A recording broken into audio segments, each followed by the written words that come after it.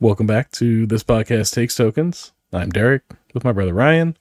We're here to reminisce, relive, revive, go back in time.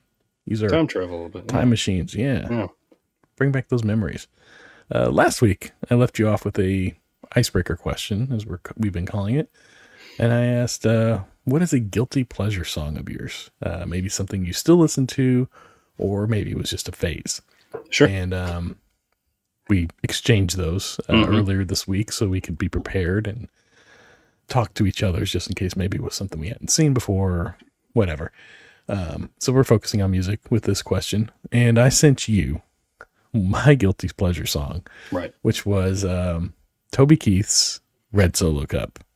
I mean, it's a fantastically fun song. I mean, I just I can't help but hear it and just want to have a good time. I just enjoy it. It's a lot of fun. You know, I you sent me that and I'm like, this is beyond guilty pleasure. This is just this is a bad song, but you like it. It's okay. Yeah. That was my pick. That was It is. I will agree, objectively a bad song, and that's what makes it a guilty pleasure song. Yep. For me. It was just like I said though, I still can't help it. It brings me a little joy. I was thinking about it all week, and that's what I came up with. Mm-hmm. I was kind of leaning towards maybe throwing Limp Bizkit under the bus, but I would argue that that's not a guilty pleasure. It's just I objectively enjoy it. Wow. Okay. One way or the other, but it's got its place. Give me something to break. That's mine. Yeah, that's right. Yeah, I remember. Right, how about you? I remember when Red Solo Cup came out, and it was like a smash hit. Like, I mean, it was a party anthem. So whatever. Like, I mean, I think it's great, but a lot of other people thought it was. And I will admit it is catchy. Like, so maybe I'm just mad at it because it's catchy. I don't know. that was like the my others that were on the line were anything No Doubt from like the first couple albums.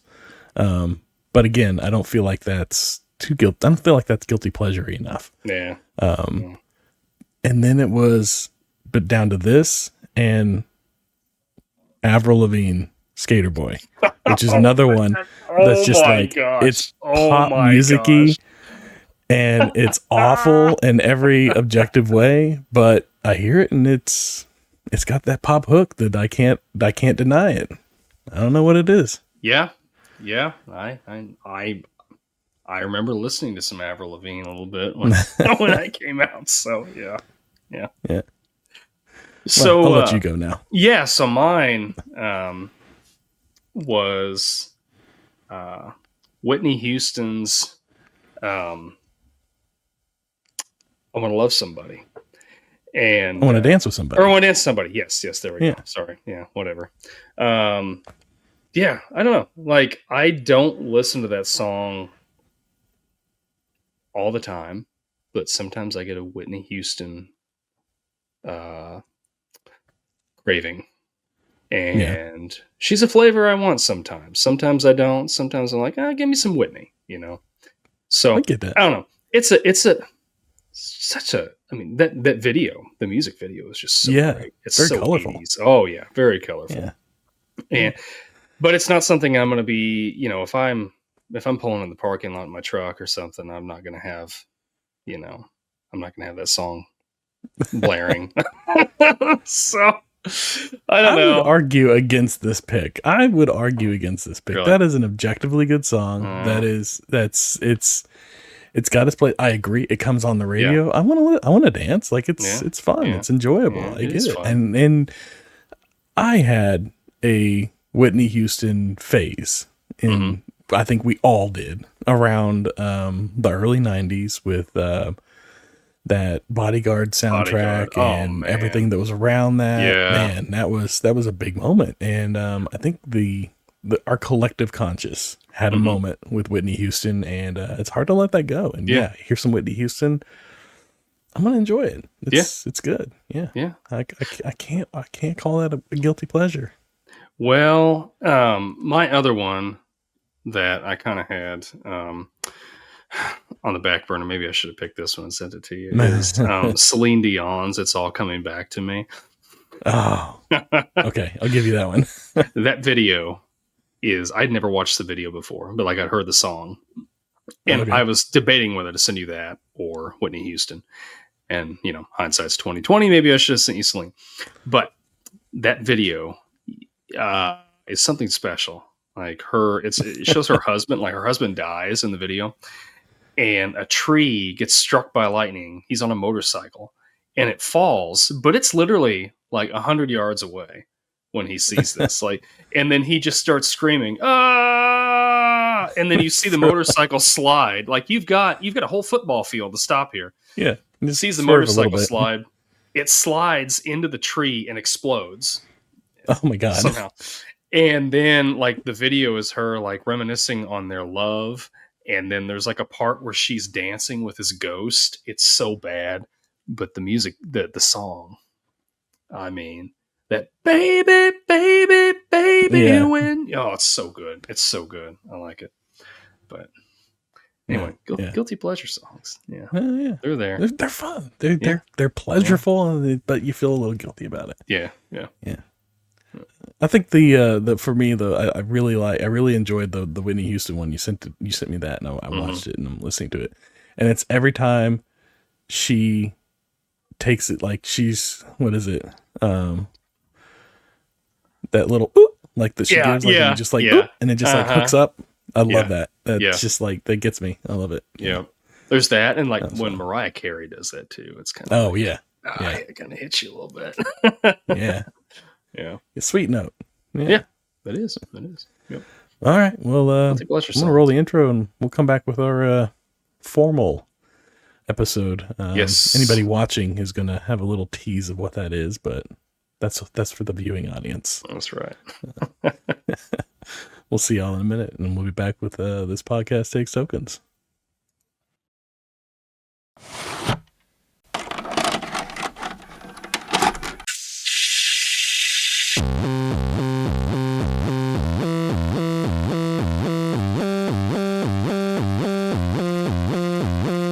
Your local video store card. A comic book in your back pocket. Games with no tutorials. Music you had to discover. And drinking water straight from the hose. These are the things us millennials remember fondly. We are the Jennings brothers. Join us after the streetlights come on as we race our bikes from the top of the hill right down memory lane. Exchange those quarters, because this podcast takes tokens.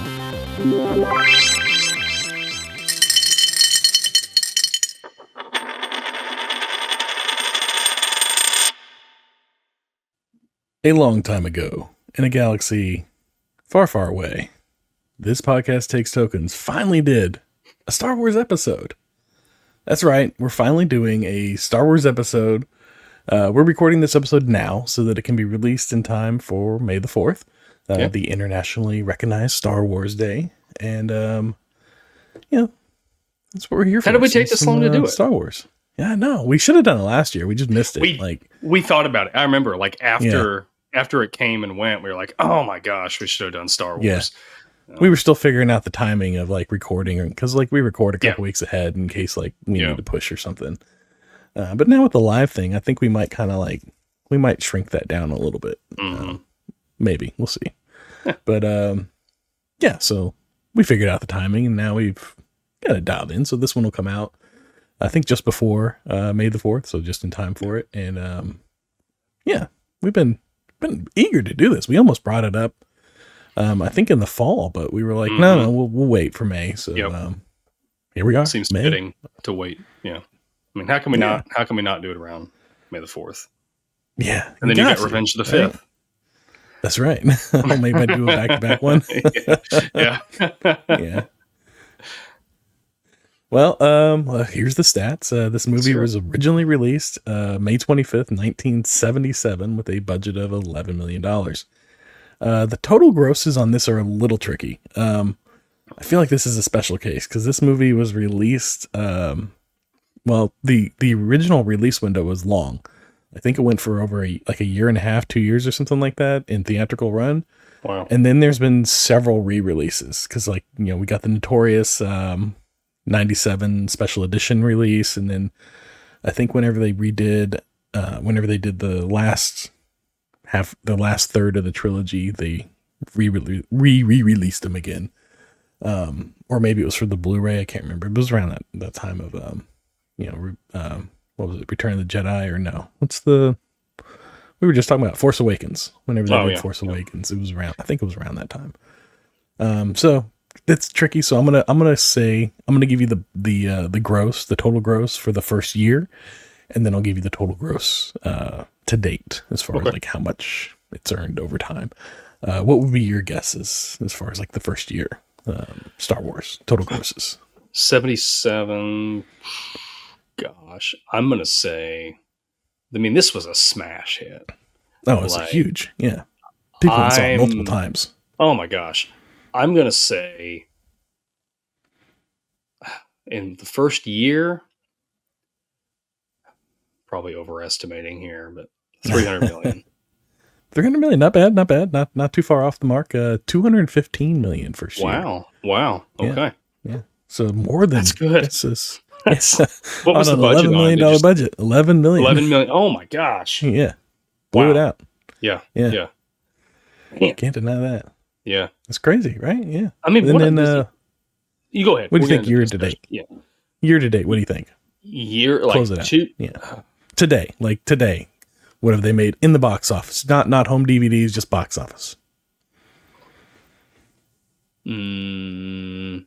$750,000. $750,000, you think? Okay. Well, I guess that's 3/4. No, we're not there. 460 million. So not even $500 million. Okay. Yeah. Okay. But pretty good. Like that's double. That's the first year. So I mean, if I were George Lucas, I'd be happy with that. This movie just prints money. I mean, that's like, yeah. It's no wonder Disney bought it. Like, you don't even have to do anything. No. You just just run it in theaters every so often, make a little bank. Pays for itself. Yeah. That's for sure. Not to mention all the spinoffs and movies and blah, blah, blah, blah. Oh my gosh. This thing just keeps going. Can't be. What a smash hit this was. I mean, yes.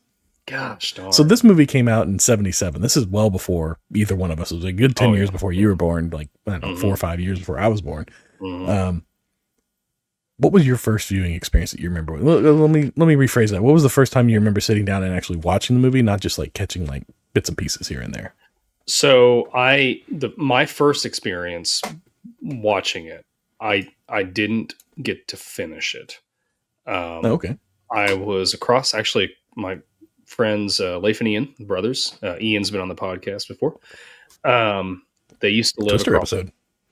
Yes, the Twister episode. That's right. They used to live across the street from where I live at now. And my grandma lived in this house. And I remember going over to their house and we'd hang out often. I lived down the street. But we got to talking about movies one time, and I don't know, Ian was talking about Star Wars. And I just mentioned, I'm like, I've never watched it. I don't even know what you're talking about. I was probably 10 years old at the time. No, I wasn't that old yet. I was probably 8, maybe 9. And he's like, oh, you got to watch Star Wars. So I'm like, okay. So I sat down and I started watching it. And then I think my mom called and said I needed to come home. But to be honest, the first viewing of it, I was kind of bored with it. I was like, oh, really? Yeah. And then I officially watched it beginning to end when the special editions came out in the theaters in 97. Okay. All right. 10 years old the next year. And we went and I went with those two guys again, and we went and watched it. And then I think we went and watched Empire when it came out, like a month later or a few weeks or however. I don't remember what the time frame was. Yeah. It was every month they did one. Okay. And then went and watched Jedi, and then I remember asking for it for Christmas or my birthday or something. We got it for Christmas. I think Kathy got it for us, I think.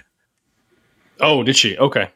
I think so. I've got the VHS's, the box set somewhere. Yeah, this guy right here. Got like the plastic sleeves that. Yes. Yep. Yeah. So what about you? I had it since it came out. Yeah, I think I was about this. I was very similar. I know I had seen bits and pieces of it, growing up. It was everywhere. You couldn't avoid it. But yeah, my first viewing experience was the 97 theatrical re-releases. Our theater classes, actually, our theater teacher was like, there's two things that she loved: Star Wars and disco, because she was a child of the 70s. So sure. We went and saw, like, the whole theater group got together and we went and saw the first one, the second one, and the third one in the theaters when they came out. Like, it was an after school thing. Like, we just kind of all met at the theater. Luckily, it was like a theater that was right behind my house, so I could just get over there pretty easily. And I remember they had this theater in particular, they had what's called a nickel-rama. It's an arcade that just takes nickels instead of quarters, and they give you like a big cup of nickels and a pizza joint right next to it. And that was the place to go. Like, you go watch a movie, you hit the nickel-rama, you got some pizza. No better Saturday evening was to be found in my, youth here in Texas than that. And so we went and we did the movie, and then some of us went over and we got pizza and played in the arcades afterwards. But yeah, I did the theater with it, and I tell you, that right there, if you weren't alive to watch it the first time in 77, but you had the opportunity to watch it for the first time in 97 in the theater with true fans, that's the way to watch it. Oh man, it was an experience. That's the best. That's the closest you're going to get to watching it the first time it came out in theaters. But yeah, because you're in the theater with other people that love this movie, and if it's the first time you're seeing it, like, you kind of you get that like crowd pumping energy going. And yeah, it just makes it a lot of fun. So yeah, that, and yeah, I got the special edition with you for Christmas that year. I don't know, did you get the gold one or the silver one?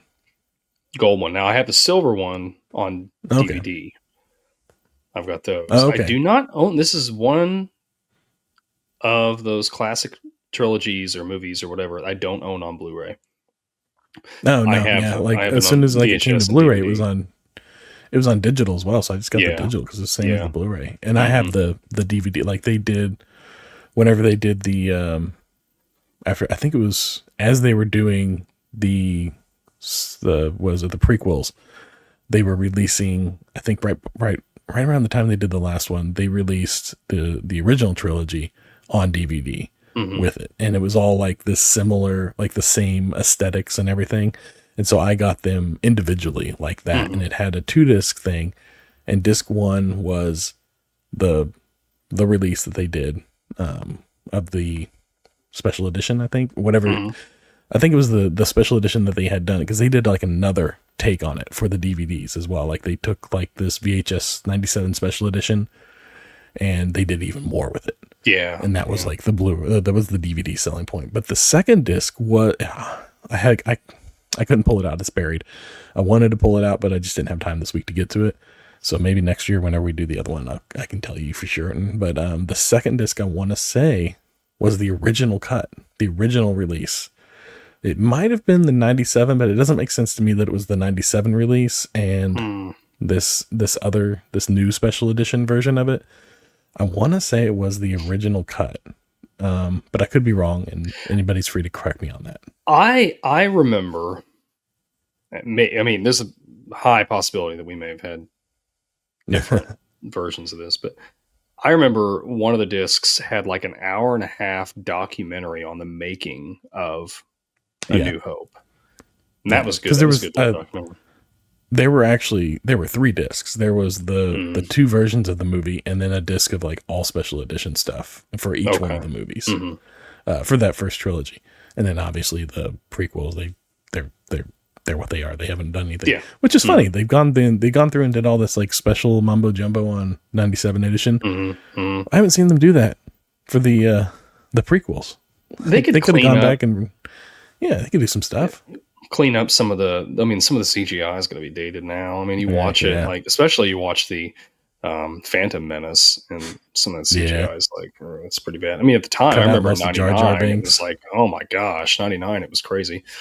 Just erase Jar Jar Binks. Have you heard this? Have you heard this? I know we're supposed to be talking to New Hope, but have you heard this theory that Jar Jar Binks is actually a Sith Lord? I've seen bits and pieces. I saw it a couple weeks ago. I can remember bits and pieces of it, but yeah, it's pretty wild. Like I've watched YouTube videos, people going in depth, like frame for frame on stuff, and they actually Disney has went to the point of, I saw it just a few weeks ago. Their Lego sets, they have this new, like, I don't remember what it's called, but it's like an alt timeline or something like that. And they've got a Darth Jar Jar as a Lego. Oh my god! Yeah. Oh my god, they have that. And I'm like, that. Like, I wish that theory were true, because that would make that character like it'd be worth it. Yeah, maybe the best character in the whole series. That's the best Breaking Bad episode ever. Breaking Binks. Mm-hmm. Oh, I'd pay to see that. That's the special edition we need right there. That's right. Absolutely. That's right. Yeah. So they had several versions of this that they've released, right? They got the original run, the original theatrical run. You got the VHS that we talked about, the 97. Well, they have the original VHS releases, because so in the 80s they did VHS releases, but those are, I think, they did it in a short run. It's hard to find. Those are the ones I watched initially. Yeah. I remember them. I remember somebody I knew had them right before. Well, no, I was just out of high school, so it was after the 97s were released. But she had just those, and we were going to watch them. Like, we were going to set up 2 TVs and watch them side by side and compare them, and just never did. It was one of those things. It was like, it was a brilliant idea, but we just never got around to doing it. Execution was not right. I think that's like the mid 80s VHS run, and then we got the 97 special editions. They did a Laserdisc version, DVD version that we talked about, the Blu-ray version, and we got digital editions and Disney editions now. And my understanding is they are all, at the very least, in some slight way, different. Like, not one of them is frame for frame the same, which is just annoying. As somebody that, like, I would just love to be able to watch this, a cleaned up version of the original version. Take the original out the grain, viewing. Clean the colors up a little bit, and yeah.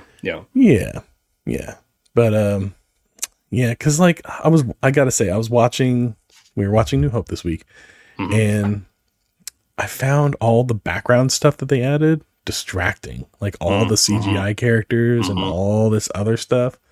It was very, very distracting, and I didn't like it. Like, I mean, it's okay, I get it, and I appreciate that they cleaned it up. Like, it looks phenomenal, because I was watching it on Disney Plus. I'm watching, like, I guess, like, the cleanest version of it that you can watch. Yeah. And I wonder if they keep, like, updating that version. Like, right. I don't know. But anyway. Yeah. Well, I'm like, that's funny is, like, this version is going to look better than the Phantom Menace over time, because this version, they actually have film of it. Phantom Menace, they film digitally. So it's restricted to, like, whatever, however big that photo cell and that camera happened to be. So they can't really improve upon it much, which is sad, but I mean, that's digital. So, I mean, here we are. Yeah. But yeah, so like I watched it there and I'm like, it looks fantastic. And I love that they cleaned it up. I just don't like it's too cluttered with all, like Mos Eisley's, whenever they're walking around, it just looks too cluttered with all the extra characters. I don't like it. I don't know. What are your thoughts on all these different versions of Star Wars? I don't know. I'm okay. So I'm okay when they did the special edition. In 97, I'm okay with that, because I feel like they wanted to do 2 things. They wanted to re-release it for people like us that weren't alive in 77, so that we can experience it in the theaters. And they wanted to prepare us for 2 years later, Phantom Menace is coming out. And they added the extra stuff in there. I feel like Lucas, I don't know this for certain, I haven't read any, interviews or anything with him, but I feel like Lucas was like, well, let's give the people that have already seen this in theaters when they originally came out, let's give them a little something fresh with it, and let's just add a few things because we can do it, and a reason to come to the theater. Yeah. And I'm okay with that. Like, I think the special editions are fine. Maybe with one exception. But yeah, but now they just keep seemingly doing stuff to it. And like we had discussed, well, it was after we went off the air last week, we were discussing, and it's just like, can Disney not give us the original cut? Say, hey, here's the original cut. Even you can even hide it in the extras on Disney Plus or something. Yeah. They have it in so many. Have you looked at the Disney Plus extras? You can watch it in Navajo, and there's 3 or 4 different Native American languages you can watch it in, which is cool. But great, yeah. Can we get the original cut too while we're at it? The original cut would be fantastic. And they own it. Like, I'm not going to crap on them too much because they own it. They can do what they want to with it. And I'm not one of those people that is so obsessed with Star Wars that I think everything Disney has done with it is terrible. No, absolutely not. I like a lot of the newer stuff they've put out. I didn't like The Last Jedi, but all the other stuff I thought was pretty good in the TV series and things. I thought Last Jedi looked. Oh, it really looked phenomenal. Last Jedi looked phenomenal. Like that red sand thing that they did was amazing. Yeah. But I just didn't think they did justice to Luke in that. And that was. I think Mark Hamill was just like, he was like, I'm just done. Just get me out of here. Yeah, I think he was irritated with it too. But they can do with it what they want to, and they've got people that are, doing a good job with some stuff. But as far as the original A New Hope, I'm fine with it. But I would just ask them, please just give us the option of watching the original cut. Yeah. Like, that's all we're asking. Like, we're not. I don't think these eyes have ever seen it. I would like to. I know. Let me make that call. But All right. So what are maybe your? We've discussed the first time you remember watching the movie. What are your first Star Wars memories? Maybe toys or characters or something. What's the first thing you remember coming across that exposed you to Star Wars? So they had, it was around 77. It was around 97. Special edition.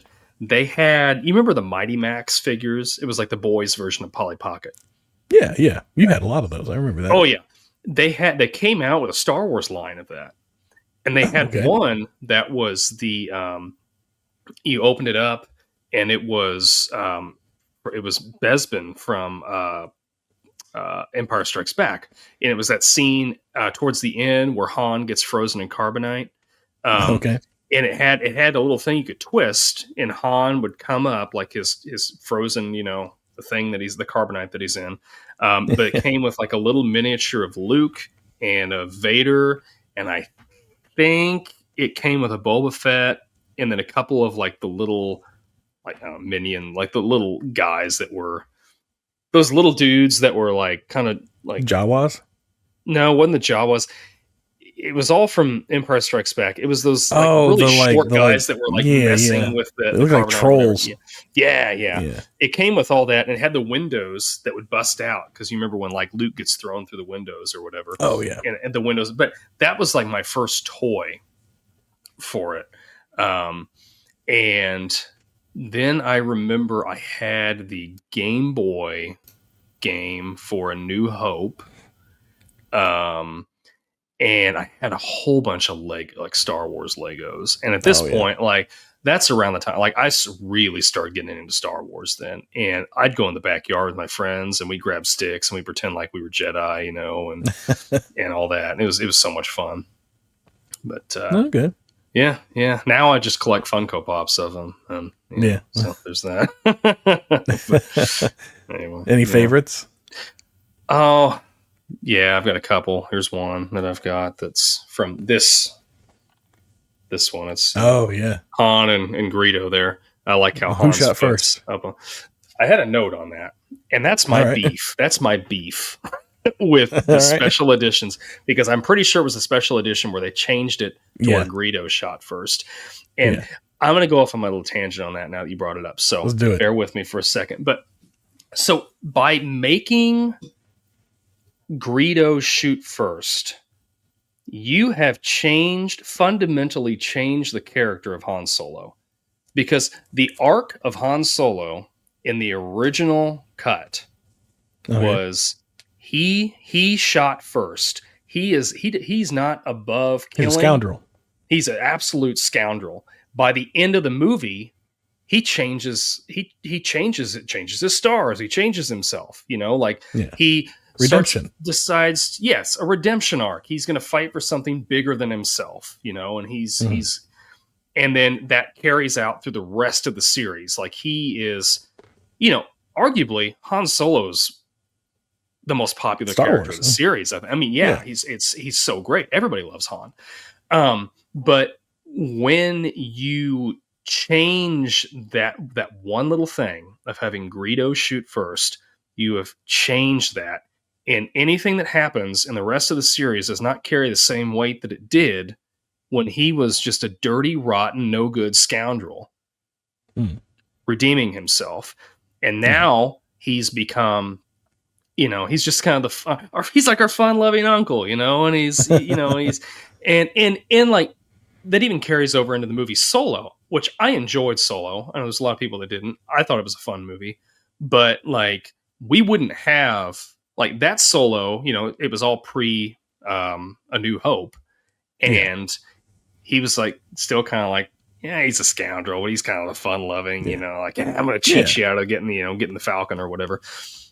No, like, I feel like based on the original cut of this, Solo would have been him like robbing and killing people and, doing whatever he could for number one, I mean, like I'm not going to say he'd be a murderer, but he would definitely be like, it makes more sense of why the Hutts are so like after him and everything with that. But I don't know. What do you think? I would argue that with Solo, what you're showing is that he was a good guy.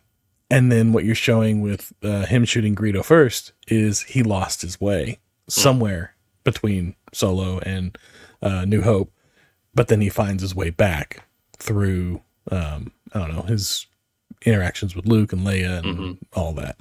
But then he kind of, I would almost argue then with the, what is it, 7, 8, and 9? Well, I guess 7.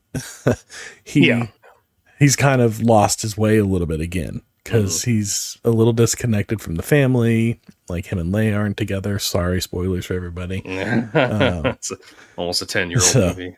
Yeah. So I would almost argue there that like his arc is a little bouncy in that respect. And for me, the thing that upsets me the most about that whole who shot first thing isn't necessarily who shot first.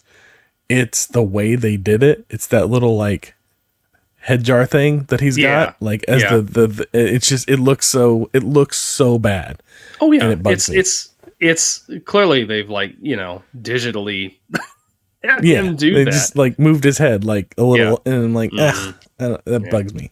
It could have done better. It was just, like to your point, it was just a pointless thing to change for what? So you can make him a little, it's a PG movie. Like, it's, I mean, you could still, I mean, I guess they might make the argument, or Lucas might make the argument, I was trying to make him be more of a role model for kids or something. Well, I mean, you could say that he became that. Yeah, he becomes that. Like, let him be just some nasty guy for a little bit, and then find his way back.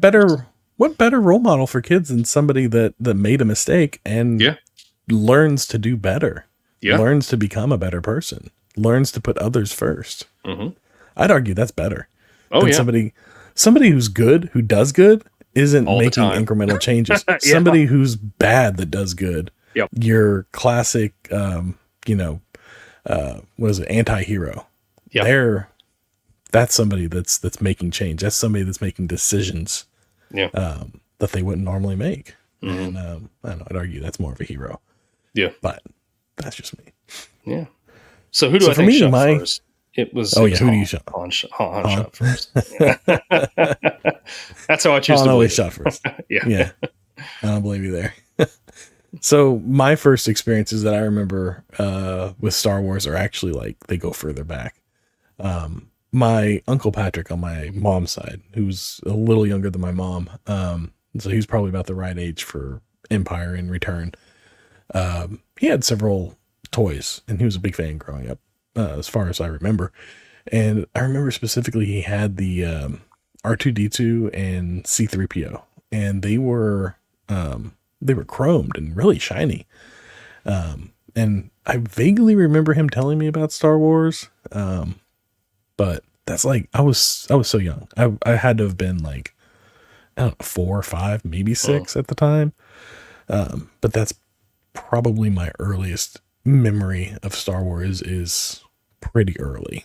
And, but again, I didn't really watch the movies or anything. Like, they'd be on, maybe I catch clips, bits and pieces here, but I didn't get interested in it. I didn't actually set out to watch it until the 97 special editions. For sure.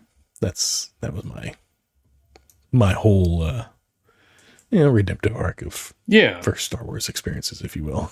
Yeah. To stay on theme. So if you, like, we talked about, first experiences with the movie. How was it going back and watching it again now? Like, when was the last time you watched it other than just this week? Oh, I watch them like once a year. Oh, really? They're fairly often. I really enjoy these movies. I think they're great. So yeah, I mean, it wasn't like I guess it was technically a fresh watch, but it wasn't a fresh watch. Yeah. So, but actually last year I watched them with my daughter for the first time, and she really liked them. She was 7 at the time, so I mean, for a 7-year-old, she loses her attention sometimes on something else. But these don't keep kids' attention that well. No, she talks about them though. I mean, she still talks about them a lot. We haven't finished the prequel trilogy. We started to watch Phantom Menace, and about halfway through it, she was done. Because I wanted to watch this first, like the original trilogy with her first, because I wanted her to get the Vader being. I wanted her to have a legitimate, like, organic surprise of Vader being Luke's father. Because if you watch the prequel trilogy, you don't really have the same weight. And I did the same thing with my stepson, with Landon. I believe we watched the original trilogy first, but disappointingly, neither one of them were like, oh, what? Like, when I was the first time I watched it, they're just like, this can't be. Just watching it, like, I'm like, okay, yeah. Okay, so your experience is about normal for you. Yeah, I mean, it's a great movie. I enjoy watching it every time I watch it. Of the original trilogy, I think this one's the weakest, just because they built on it. So, I mean, this is a great movie.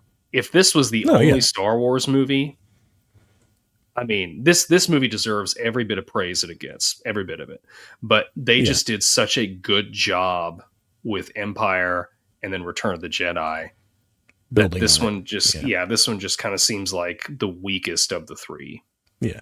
I think part of that is that they didn't, as much as he may protest and say he had this grand scheme of like 9 movies planned out before shooting a single frame of the first one, I would argue, and pretty well merited, that he did not. He barely had this one planned out when he shot it. Like, if from what I remember reading somewhere, they re-edited this film so many times and could not get the story to work, and he finally had to hand it over to another editor and be like, look, just make this work, before they could get something usable out of it. Like, it just wasn't making sense. Story was all over the place, and I think you can kind of see that, like, especially with the Luke and Leia thing.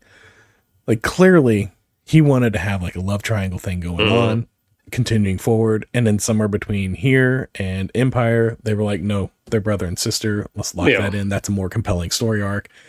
And just change some things around. Yeah. Which just makes this first one a little confusing, maybe a little creepy.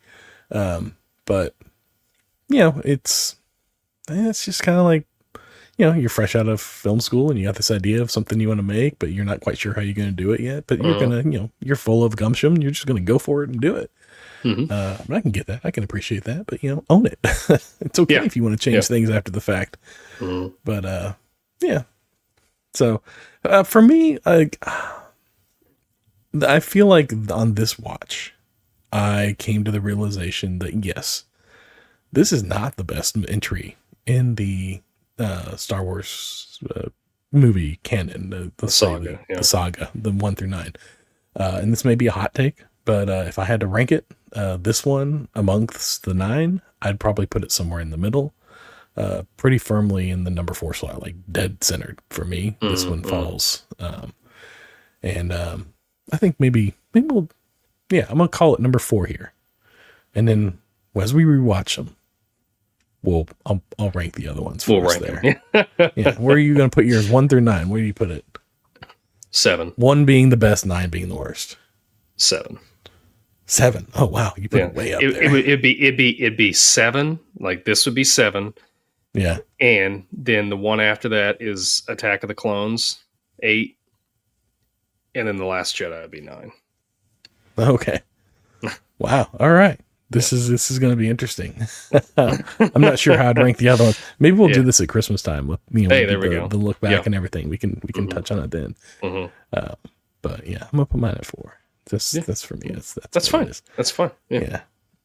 So, but yeah, like my experience rewatching it, I did find that like at a couple points I was like, this is kind of dragging a little bit. Like they could kind of pick up the pace here, and like and with all Star Wars. For me, the weak link is always all this political back end story stuff that they get going, and that's where I always get lost. Like especially with like Phantom Menace that had the worst bit of it to me. I like the political stuff too, but I like that with things because I feel like it kind of gives a little more of a kind of does some world building there. Well, it's fine. Like I just don't need all the details of it. It's fine that it's there. I just don't need to know like all the ins and outs. I don't need to know parliamentary procedure. I don't need to know like about characters that have no impact on what we're doing here. Like let's just get to, let's keep it simple. This is we're getting from point A to point B. We don't need to like, hit X, Y, and Z while we're at it. Sure. But sure. That's just. So, why do you think this movie became so iconic? Because there's nothing like it. It was an original. This is like, I know it's not the first, but this is probably what perfected the whole. I mean, it taps into, again, cowboys and spacemen. And it taps into that by combining them into this like space Western with like a really compelling story arc that, you got some father issues that are playing out, like that are kind of under the surface. And, you lose a character. Like you on your first viewing, you're not expecting Obi-Wan Kenobi to die. Like you're not expecting him to be lost, right? You're thinking like, he's going to continue to teach Luke the ways, and then you lose him, and you're like, oh my God, what is Luke going to do now? Like, who's going to teach him about being a Jedi? And then we learn about like the little green frog that helps him on another planet. But I think that's what it is. It's just it was so unique. Like there's nothing like it, it, and it's all it takes. Just have a good, unique idea. That and it looked some like phenomenal, even for the time. Like nothing we'd ever seen before. Like the set pieces were so detailed. Like whenever you look at the surface of the Death Star as they're flying over it, that is so detailed, and it's just especially for the time, that is an incredible set piece, and it's what I think whenever I was watching one of the behind the scenes things years ago, it's like what 4 ping pong ball tables or something like that. I mean, it's not huge, but the way they filmed it, it looked so massive.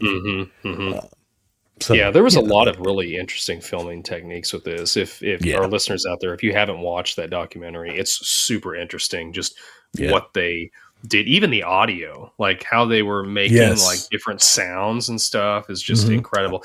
And I agree with you. Developed an entire thing from it, THX audio, because of these movies. Well, I think he did it before with what's the movie they did before, the THX 11,000 or something like that? Oh, yes. That was his, his first kind of sci-fi thing. Yeah, I agree. I think that I would say that I feel like this is a good merging of science fiction and fantasy, because you have the knights, you have like Obi-Wan's like the wizard, you have the princess, you have all this. You have your D&D, campaign group. You do. I mean, basically, yeah. I mean, you've got weird creatures. What really science fiction before this was, Star Trek or Flash Gordon, like all this stuff that I'm not saying those things are bad. I like Star Trek just as much as the next guy, but this, like Star Trek is a lot of, it's a lot of talking. It's a lot of, let's like you're talking about politics, and let's try to figure out how we can avoid conflict with the Klingons, and this, it's like, and even though like this first entry, the sword play is minimal, it's awful compared to the every other. The way he holds the lightsaber is like, that's just gonna get knocked right out of your hand. What are you doing? Right. It's not a fencing foil. No, right. See, so it's I mean, there was action in this. I mean, stuff's exploding. There's fighter pilots flying in and out of gun laser fire. There's just all this stuff. And I think it really clearly appealed to the masses. I mean, it's such a cultural icon. Like I remember even watching an episode of Muppet Babies that they spoofed Star Wars on. Yep. The Blue Harvest episode of what's that? I think Gonzo was Solo, wasn't he? Yeah, he was, I believe. Luke was, or Kermit was Luke. Kermit was Luke, yeah. Of course, Piggy was Leia. But like Family Guy did a thing on it. Like there's so many things that will that 70s show, has Eric's huge into it. So much. Kelso's the only one that's like, they're brother and sister. And like, no, they're not, you idiot. Which is just great.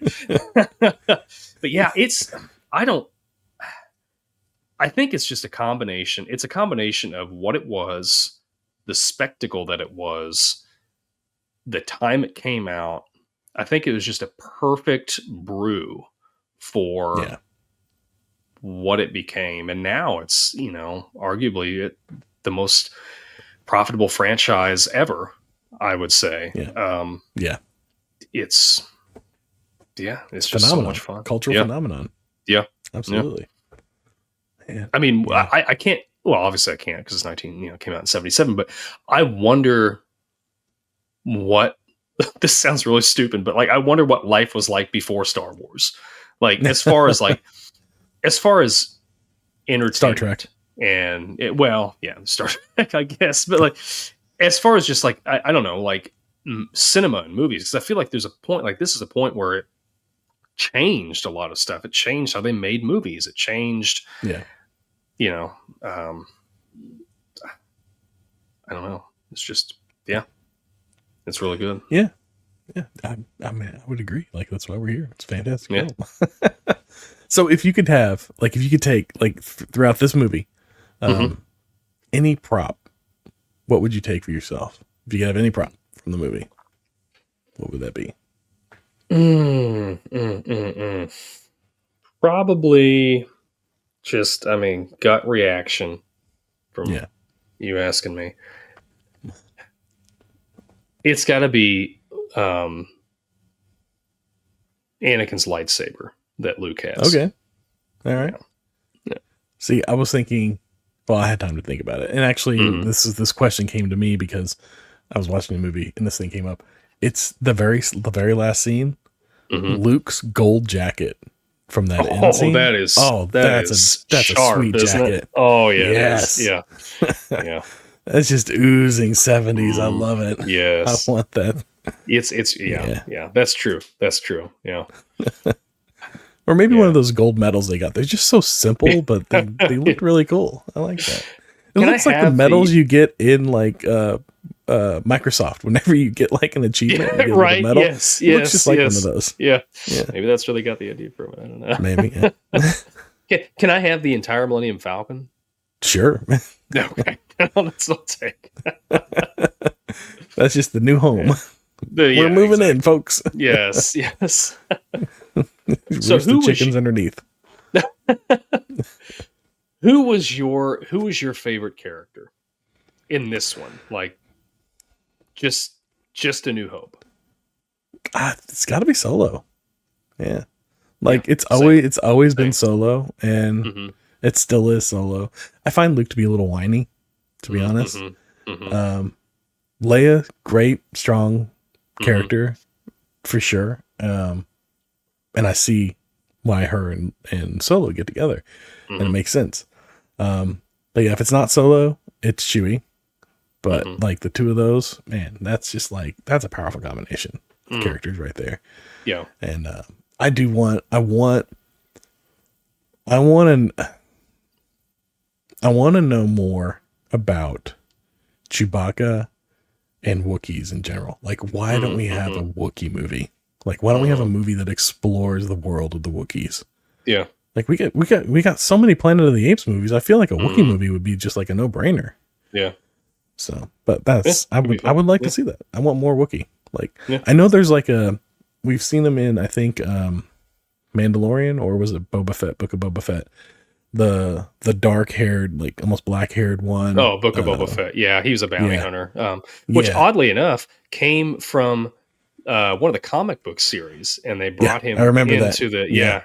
Yeah, I was reading. I think it was in the Dr. Afra or whatever. Yes, series. Yeah, I think that's right. Yeah, I like that one. That was a good one. They all around that time, the Dr. Afra, the Darth Vader run, the proper Star Wars run. Those were all so good. I read the entire run of all of those, and and I haven't read any of the newer ones. I know they've got one that's the Old Republic, and they actually have a Wookiee that's a Jedi.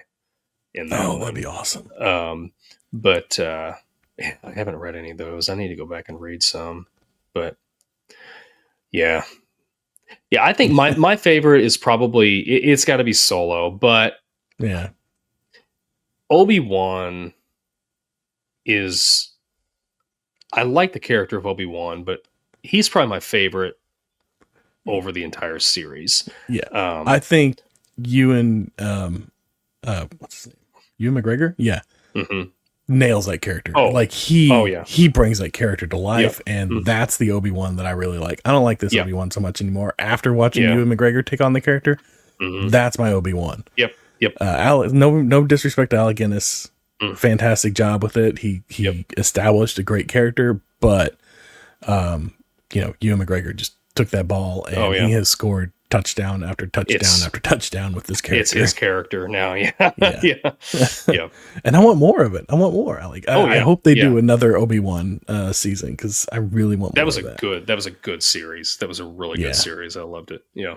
I liked it too. I enjoyed it. Yeah, because doesn't he take down Darth Maul again? Like, Darth Maul comes back and he ends up taking out Darth Maul right before Luke comes to him with the droids or something like that. That was in the... I think they actually... I have not watched the entire Clone Wars series, the cartoon series, which is really good. I hear it's really good. I just can't... Cartoon series is hard to I know, watch. It's hard. Yeah. I think that they do that. I think they have that battle again in the cartoon series, but I can't remember. I haven't finished it up yet. So maybe I'll watch it for that. I don't know. So Go ahead. One of my nitpicks with this, because we always do that. Nitpicks. Okay. Yeah. Why was Uncle Owen, so surprised when the Jawas show up and they're buying droids, right? Yeah. He buys 3PO, and then he ends up buying, and he passes over R2, and he buys a clearly inferior droid that looks just like junk. And it blows up, and he's like, hey, what are you doing here? I'm like, well, no wonder your farm is failing, because look what you're wasting your money on is trash over here. That bugged me quite a bit. That was clearly one of the big things.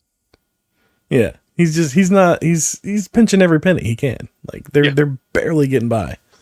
So I would agree there. Yeah. And why didn't they fire on the escape pod? Like whenever the droids launch out of the escape pod and they're like, hold your fire. There's no signs of life. I'm like, is there like a laser shortage or something? Just take it out. Like who knows what's on there? Yeah. Like you're searching for digital plans anyways. Like it could have been on there. Yeah. Yeah. So that one kind of like I'm rewatching it. I'm like, just take it out. Like the movie's over. Yes. We got the entire franchise is dead with one laser shot to that escape pod. That's it. Yeah. Yeah. And then the other thing, I think that and like the whole head thing were my two big ones. Yeah. Yeah. Yeah. My other thing was these fools that are like trying to stand up to Vader. Like not necessarily Tarkin. Like I feel like Tarkin. Oh yeah. Tarkin. Well, I think Vader was reporting to Tarkin, wasn't he? He was. Yeah. Tarkin. That he is a very underrated villain. Peter Cushing is awesome. Awesome as Tarkin. I wish we. Why they brought him back for what was it? Rogue One. He was the villain in Rogue One, wasn't he? Yep. Yeah, like and digitally, they used Cushing. I think they did AI for his voice, and like they used all that. Gosh, yeah. Tarkin was great. He was gone too soon, I feel like. He's just he was so good. But yeah, other than Tarkin, like everybody else is just like, because he can get away with saying whatever he wants to Vader, and Vader's can't do anything to him basically, which I love about him. But like everybody else is like, you're what's he say, like we don't have any room for ancient religions and all that. Yeah, and it's like, you idiot, like why? Like have you not been paying attention? Yes, sir. Whatever you say, I will do everything you want. Do you want some I think coffee? That was everybody else in the room. Yeah. Yeah, for sure. And then, of course, the elephant in the room is the giant hole that they have in the Death Star. That's just like, nobody like, oh, hey, this vent's here, and actually this goes straight to our core, and if somebody gets in there and shoots into it, it's fine. No one's ever going to see it. No, we'll take them out before they fly by. Like there's they clearly have no like worries about a rebel assault of any sort. But I feel like the rebels are kind of getting their stuff together. I wonder, was that vent in the second rendition of the Death Star? Did they cover the vent? Like there had to have been a scene in like Empire or Jedi where they're like, oh yeah, we covered the vent. Don't worry about it. We took care of the vent. Fence over it. We put a fence over it. It's good. Yeah. I could see that in one like subsequent, like there's got to be like a heist movie or something where somebody's trying to break in. Like, nah, they took care of the vent already. We can't get in through there. Yeah. But yeah, there's a whole scene with like the Jawas that get like killed, and Obi-Wan's like, he's like, oh no, clearly the Luke's like, oh, somebody must have tried to rob the Jawas or something like that, and Obi-Wan's like, no, this is just what they want you to make it. They want you to think happened. Clearly, this has been staged, to look like a robbery or whatever it was. And so there's a group of stormtroopers out there that their main job is to like frame up murder plots on like make it look like a robbery or something like that, or like they're like Vader's cleanup crew. Like he's got like a wet work crew that like follows him around, I'm assuming. I don't know. Like these guys can't hit a target that's 5 feet away, but they can do this. Like and like I think like they were saying, they mentioned something about that earlier in the movie about them like having like they were about the stormtroopers blasters being like the most accurate in the galaxy or something like that, and I was like, well, are they? Because y'all miss everything. I mean, the trope is that like stormtroopers can't hit the broadside of a barn, and red shirts die first. Like those are the two like staples of sci-fi. Did you see that scene in The Mandalorian that they spoof on that? And one of the stormtroopers is sitting on like his speeder and like his like bike speeder, whatever. And there's two of them talking, and one of them's like firing at a can, and he just cannot hit it. Oh yeah. I think wasn't that Alan Tudyk and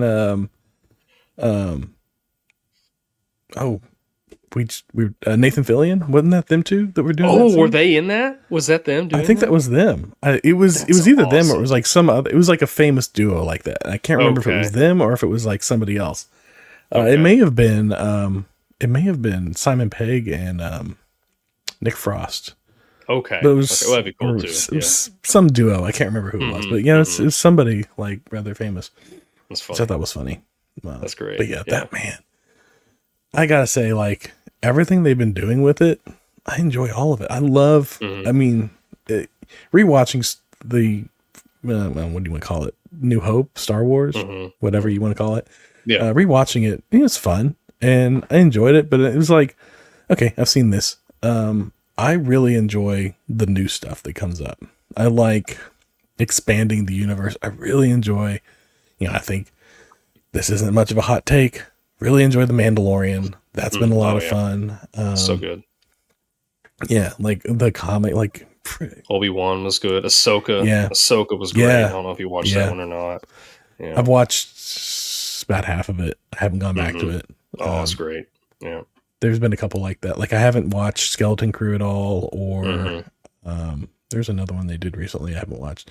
I didn't watch Indoor at all, or was it? No, not Indoor. What's the one they did?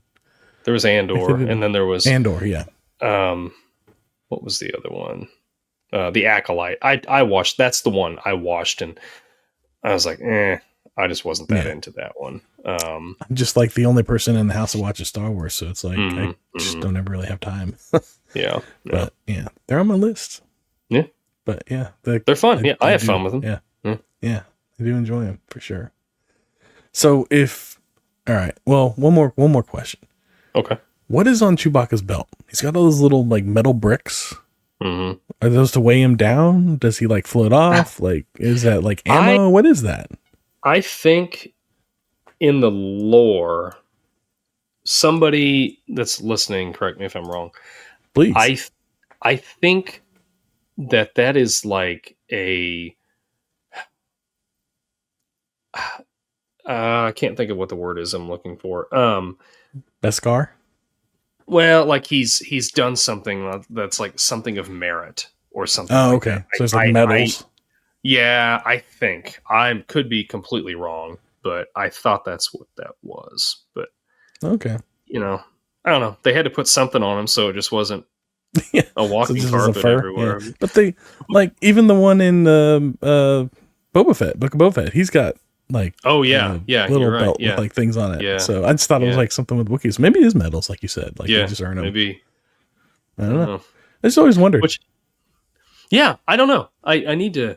Yeah, if you know, let us know. Like throw in the comments. We'd love to know because I don't remember, and I just haven't gone around to Google searching it yet. Yeah, exactly. Yeah, that made me think when I said a walking carpet, because I think that's a line that I think does 3PO say that? Leia says it, I think. Leia says it. That's one of my favorite things about this whole trilogy of the original trilogy is the banter and the insults between Leia and Han. But especially between Han and 3PO. I think that is one of the best relationships. C-3PO is a very underrated character. I don't think he's a favorite on anybody's cyborg list. Relations. But he's great. I love him. And I love, like, he's so funny without, like, trying to be funny. It's almost like... It's the dry British humor thing. It is. And there's, like, almost some physical... comedy to it because like they'll say something to him and he like looks and then he comes back and it's great. He's just got to turn his whole body. Yeah. Yeah. I would, and then like in R2D2, like he's like a faithful dog almost. Like, you know, he just kind of like, he kind of whistles and he's very emotional, even though he has no spoken dialect. Like it's all these little like whistles and whirls. But there's emotion to it. Like whenever he's like, ew, like, oh, he's sad, you know, like little things like that. Yeah. And, you know, exactly they do a really good job of like, pulling that emotion out. And I think the guy that played him, I can't remember Kenny his Baker. name. Kenny Baker. He would like act out the emotions while he was in there. Like if R2 is supposed to be happy, he'd be like in there, you know, being happy. I'm like, that's great. That's great. So, well, while we're on the subject, well, I guess we're not on the subject. I'm gonna hard pivot us. Oh, sure. If this was made today, let's talk about how it may be different, and we're gonna do some recasting here, if you will. We're gonna imagine a world where George Lucas was born 45 years later. So basically, we're going to remove all of Star Wars from Hollywood and pop culture, but we're just going to imagine that everybody else, like everybody continued and did all the things that they normally do. We're just going to lift Star Wars, surgically remove Star Wars from Hollywood and pop culture. And we're going to just, George Lucas, 45 years later, he just got out of film school, we'll say sometime in the last 5 years. And he's got this vision for Star Wars. Nobody's done it. He's going to make it. Who's he casting? Who's getting cast in Star Wars today with no reference? Okay. All right. Do you want me to go first? You want me to go first? I don't care. We'll start with we'll go one character at a time. Luke. Okay. Who would you cast as Luke? Jeremy Allen White from The Bear, Shameless. Yeah. I thought about him for this, but I thought he might be a little too old. Like, cause he's got to be younger. He's got to be like around 20. So I was thinking Finn Wolfhard. Okay. That could work too. Is the Luke. Yeah. All right. Oh no, I saw Jeremy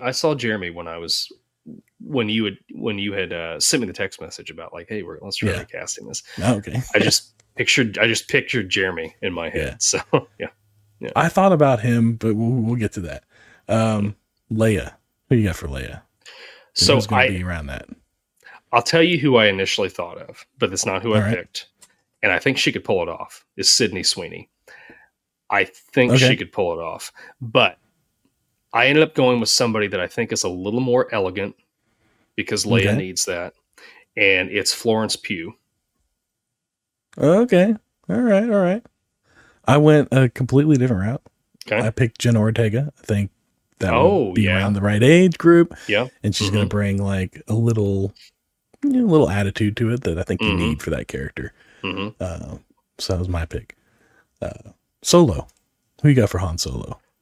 Well, he was in the series and he's been in Star Wars already, but I think Oscar Isaac would be perfect as Han Solo.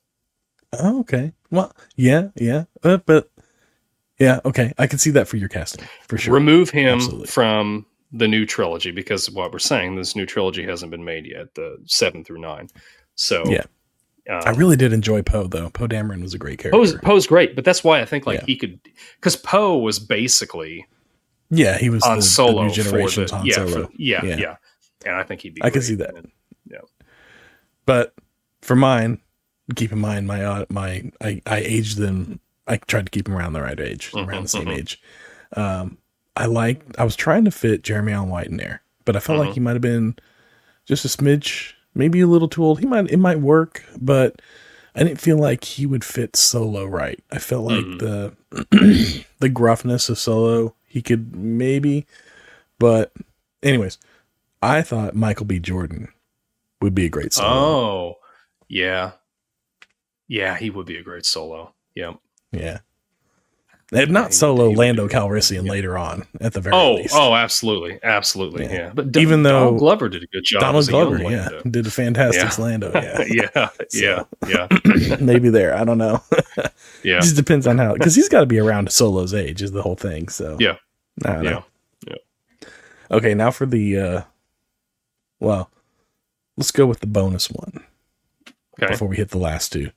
Chewbacca. Okay. Who are you thinking for Chewbacca? This one was hard. So, This one for me, I thought we need somebody that's tall, that's big. Yeah. Right. Okay. So okay. I'm going to probably butcher his name, and I'm so sorry. Hafthor Julius Bjornsson. He played the Mountain in Game of Thrones. Oh, yeah, you got him. Yep, that's it. Yep. That's it. That's the winner. Yep. I was going one of two ways. I was either going with somebody who does great voice work. I was thinking we can go with Alan Tudyk, pull our boy over from Serenity. I think he might have fun with the role. Maybe I don't know. Or we could go in a completely different direction. We can alternate universe fan cast Wolverine this thing, and we'll slip Danny DeVito in there. Why not? Let's see what happens. A little short. Yes. That might be fun. Oh, damn. No, Chewie is a hard one. That's a hard one. I don't know. It is hard. Yeah. Peter Mayhew he did a great job on that one. He did. Yeah. Did excellent with it. Yep. All right. Who are we going to do first? Vader or Obi-Wan? Let's do Vader. All right. Vader. Who do you got? Christopher Judge. So he was in Stargate Atlantis. He does the voice of Kratos in the new God of War movie or games. Okay. You look him up, you'll probably recognize him. But he's got. Yeah. I was thinking he's a bigger guy, so I'm like, well, he could potentially play Vader himself, because they had James Earl Jones did the voice, and they had a different actor doing the But I think if we recast it, somebody's got to actually play the character. Yeah. And Christopher Judge has a hit when he voices Kratos. It's that guttural, just it's so good. And it's the voice. Yeah. You got to do the voice first. Yep. All right. I got one of two, and the second one came to me right as we walked in. But originally I was thinking Dave Bautista. He's got a nice deep voice, and he can do a little bit with that. He brings some physicality to the role for sure. I mean, he's a little shorter, I think. He may not be tall enough quite for the role, because Vader's 6'6", he's towering. He's a big guy. But then as we're walking in, I was thinking about it, and Giancarlo Esposito, that I think would nail it. We're talking the Los Polos from Breaking Bad. We're talking he was he's been in so much stuff lately. I can't think of anything right off the top of my head. Because I'm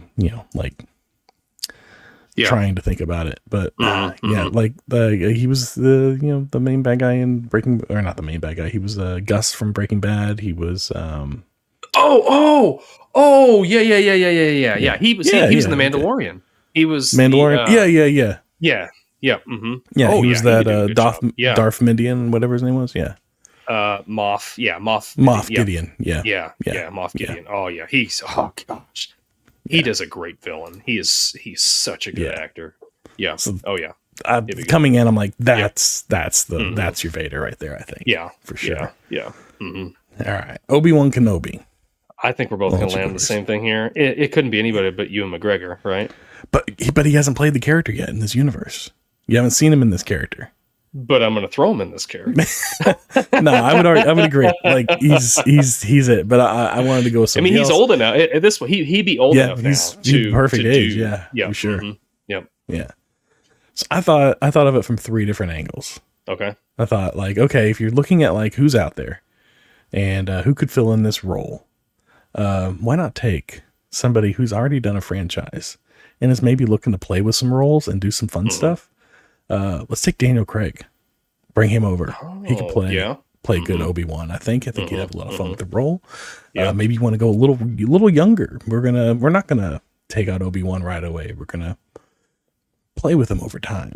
Use him some more, perhaps, or flashbacks or whatever. So maybe we want somebody a little younger, maybe a little physicality to stand up to Vader. We're gonna have a better, lightsaber battle in this new Star Wars. Tom Hardy. That could be a little fun. He's got a little roughness to him, a little humor. Yeah. That could be fun. That could work. Yeah.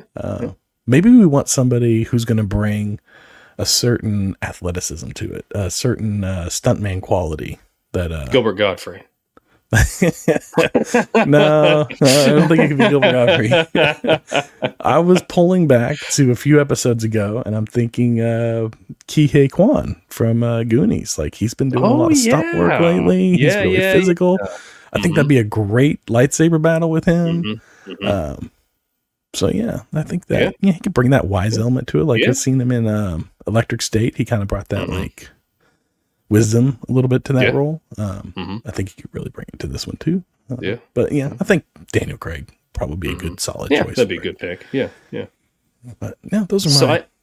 I had a bonus one that I thought of as we're talking, and we've been talking, and I've also been watching the movie behind you at the same time. I thought of Tarkin. So I Peter got this Cushing. one. Peter Cushing is irreplaceable, but if we had to replace him, somebody that has the same presence, Gary Oldman. Gary Oldman's good. I'll give you. I'm going to raise you. John Hamm. Although I think they've been talking about him playing who's that blue Empire or general from the Empire. He's in the comic series. Thrawn, yeah. They've been talking about casting him as Thrawn. So I feel like I'm cheating a little bit there, but I was trying to fit John Hamm in as like Obi-Wan originally, but I don't think he's got the. I mean, he's got humor to him, but I think he's got too much of a presence. Like, he's not soft enough. He's a little too hard, I think, for that character. Yeah. But I like John Hamm, too. Yeah. He'd be fun for it. Yeah. Maybe a decent Vader, but I can't. Esposito, that's Vader for sure. If we're doing it now. That's about all I got on Star Wars. How about you? What you got? Anything else for me? I think so. No, I didn't have anything else. It's just so good. It's good. It's fun. It's fun. I enjoy it. And it gives you such a vast universe. Like, you can really find like whatever your flavor is within this universe.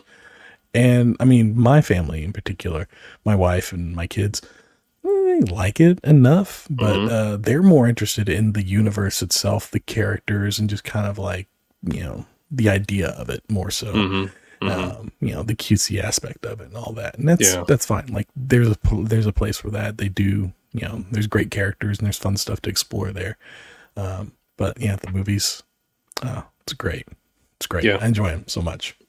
I mean, it just, like we said earlier, it started just such a great franchise. Long time ago. It's a pure joy to just immerse yourself in Star Wars for a couple hours. It's a fun universe that they can just continue to tell stories in, and it's great. It's great, and I love it. And I'm glad we came back to it because we should have done it sooner, but we didn't. And here we are.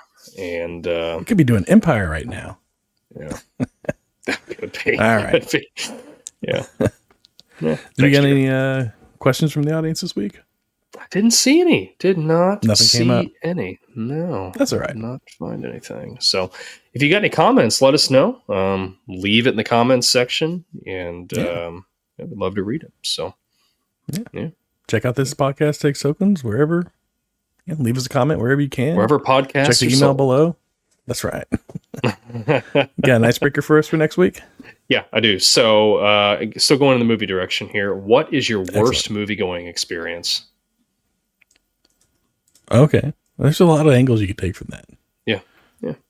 Whatever angle you want to take. Worst movie-going experience. Okay.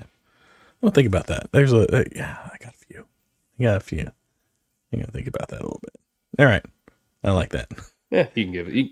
Maybe you can just give us a bonus and do 2 next week. I don't know. Okay.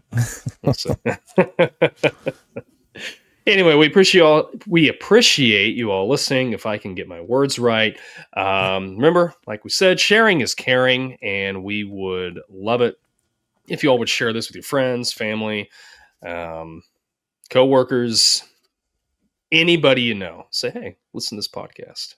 Takes tokens, and we'd love it. So until next time, we will see you then, and we'll see you then. Be kind, everyone. Thanks for listening.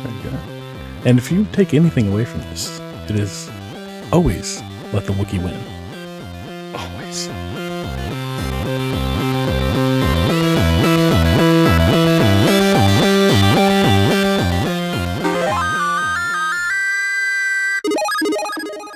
This Podcast Takes Tokens is a Clay Street production.